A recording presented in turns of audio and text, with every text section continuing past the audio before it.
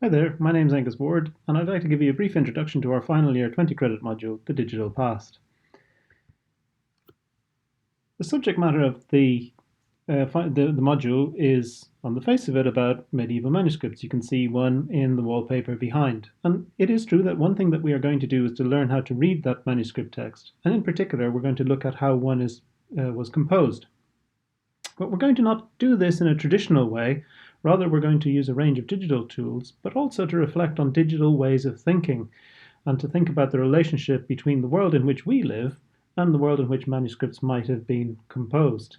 So we're going to reflect on how our world, digital world, changes everything, really, how it changes the way in which we interact with all sorts of different elements of our past. And as I say, we're going to do this by looking at one form of culture in the far past, which is a medieval manuscript.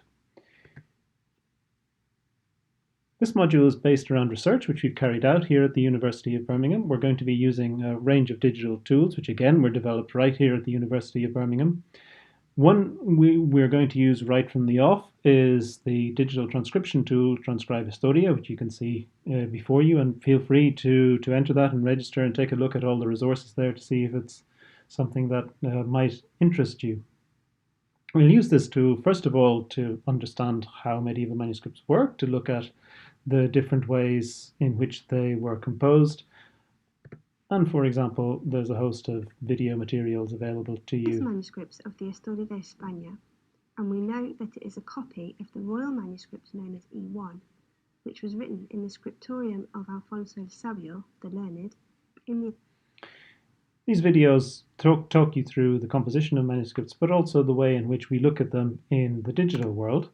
So, for example, we then go on to transcribe some of them and to look at the way in which we can use digital tools to interact with and understand part of our past. But we will also then go on to look at how digital tools affect how we do things in the present.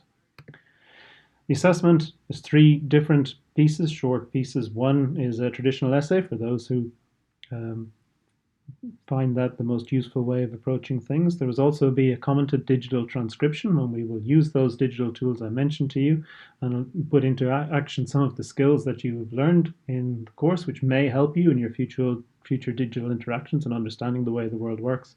And we'll also have short reflective journals, so you'll make comments on what you have learned as the term is going past. There's examples of students that have done this in the past. If you would like to check these out, please go ahead and do so.